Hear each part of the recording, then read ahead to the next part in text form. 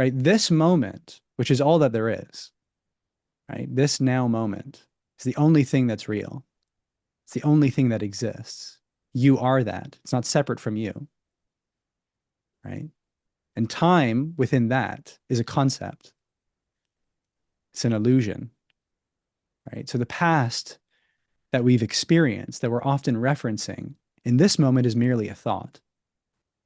So it's our thought, it's the reference of that thought, it's the belief in that thought that's informing this now moment.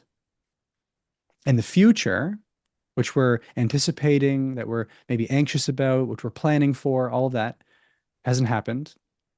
And in truth, we're never going to be there. It's going to be here. It's going to be now, right? So this moment is all that there is. And that's another reason why this sort of illusion of the way that we often think about manifestation is really like, it's so important to come into contact with this because it's like, whatever it is that you desire, there is a form of it, or there's an experience of it, or there's something about it that is immediately available here. And that's what you truly want. That's what we all truly want, is the freedom to choose for that state or that experience here and now, which is what you truly are. It's an aspect of who you truly are. So that's why I was talking about the elements, the relationship between these elements of energy, vibration, and frequency, right? Because to work with the energy of your energetic body, of the energy all around you, which is what is to come into contact with that, right? To meet it as it is, to not have a story about it, to not be resistant to it, to be fully willing to meet it, to embrace it as it is. Because in essence, it's neutral, it's a pure potential. And then our story to it is revealing what's in the way of that, right? What's in the way of us working with it or meeting it as it is. So then that's been the context of where we come from. But now, in the willingness to meet ourselves as we are, in the willingness to meet this moment as it is, there's this point of like, oh, everything is here and now. And in truth, the moment before this and the moment after this are not related to this moment. In truth, the idea of a moment doesn't exist. There's no moment. There's just now. It's not like there was that moment and now there's this moment and then there's going to be this moment. It's just now. So this is a completely blank canvas. Always. Always. And that's not separate from you. So you are always already free. Always. Now, this doesn't undermine, this is not meant to like, what's happened has happened, right? And there are beliefs, there are stories, there are things that have influenced our capacity to create, right? Seemingly. They are influencing how we feel, right? But again, once we understand that context and we see again, like, I am that I am, that's the only thing that there is. And it's not conditioned. It's not limited, right? It's boundless. It's timeless. It's limitless. It's free, utterly free. So I don't even need to bypass the stories of my past. I don't even need to like escape the conditions of my circumstances. I can see them exactly as they are. But I can see that they're not actually limiting me, right? They're not actually conditioning me. They're not actually influencing me. I can let them. I can allow them. I can believe that they are. But that's my own relationship to it, right? That's my own story to it, right? And there's probably some resistance that are coming up to this, or there's probably some arguments that are coming up to this. That's totally fine. We're going to continue to kind of tune into this because this as the foundation is like completely like pivotal. And to cultivate this attunement with this spaciousness of your true self, right? In the midst of whatever's going on, right? To remember, I am that I am. I am that I am. Unconditioned, beyond perception, beyond all limitation. In truth, beyond experience. So then to remember that, I get to create, right? Through my perception, I create. Through my perception, I create.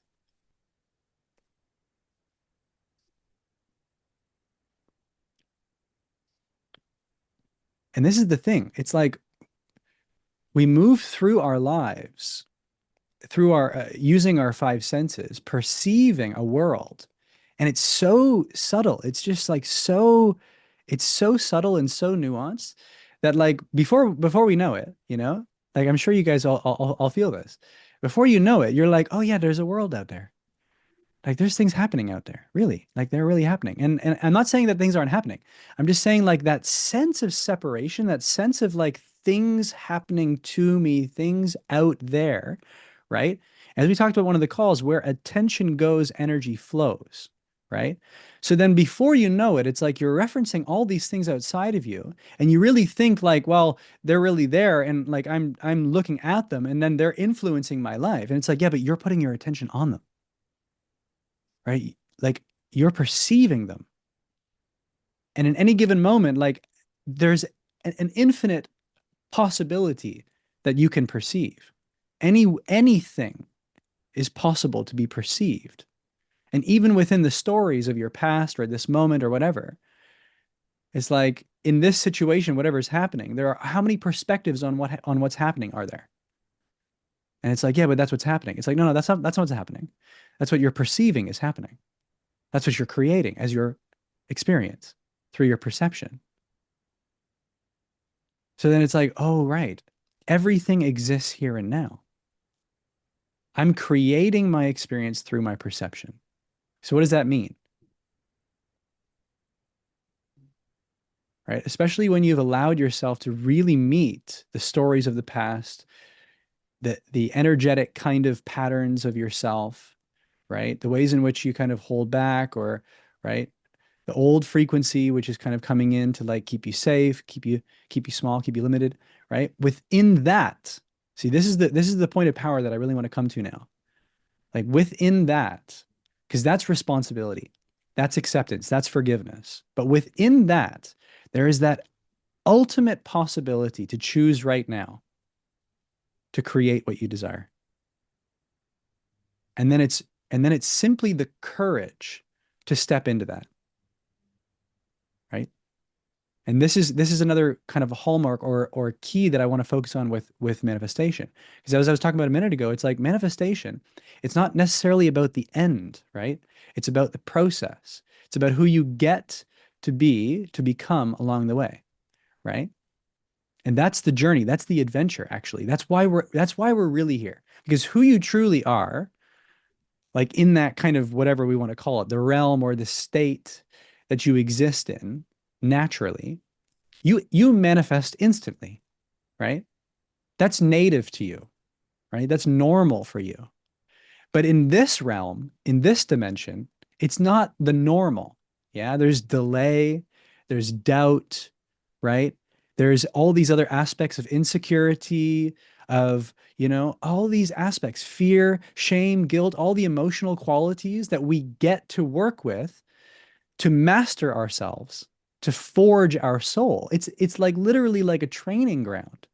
It's a beautiful playground to discover the nuances of what's possible when we seemingly isolate certain qualities or abilities, when we seemingly create this illusion of distraction, right? These other elements, these outside factors, these external circumstances, all of these are like the perfect seeming limitations to have you hone your abilities and mastery, right? And it all comes back down to free choice, right? To remember who you are. That's like the foundation. It's like, I am that I am. I'm the creator. I'm not affected or influenced by my past only to the extent that I choose to be. I'm not actually limited by my circumstances or by other people unless I choose to be. And the more that I'm identified with my past, with this body as I think that it is, with this experience as I perceive it to be, as if it's coming from outside of me, right? Then I will create I will seem to be at the mercy of these effects, right? That will be the illusion that I get to experience, that I create, as if these effects of manifestation are actually influencing my ability to manifest. Right? And that's the thing. It's like we're not actually learning how to manifest. We're making conscious our already masterful ability to manifest because you're literally manifesting everything in your life all the time. Everything that you're perceiving, you're manifesting. You've manifested everything in your life in every single moment, right? So then it's like it's about becoming conscious of that and being deliberate in that, right? And this is the thing in our world, it's almost like vilified or this is where the shame comes in, right? And we see it rampant in our world right now. Is like we're encouraging each other in some level collectively to be shameful, right? To feel guilty.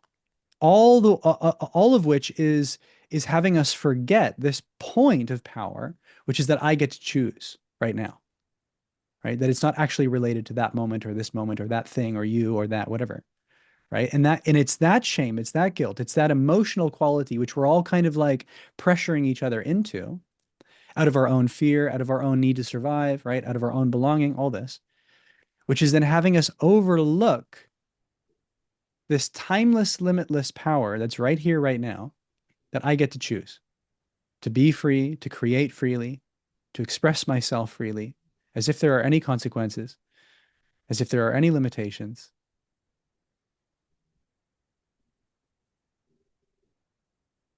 And so then the truth about manifestation is not that it's in part it's about reality changing. That's the furthest out effect of manifestation, but that becomes our focus when actually that's the other way around. The truth about manifestation is your ability to shift your internal state, your ability to shift your internal state, right? To the point where you don't even care that reality changes, right? You're good with it or without it. That thing, the money, the relationship, whatever, the outcome, whatever the outcome is, right? This is the subtle way that we undermine and sell ourselves out. It's like, well, I'm waiting for that. I need that. It's like, yeah, but when you allow yourself to shift that state to the degree to which you are no longer dependent on that changing, on that appearing, that's freedom, that's power, right? That's the truth about manifestation. And that's what I'm talking about. Like that's the becoming, right?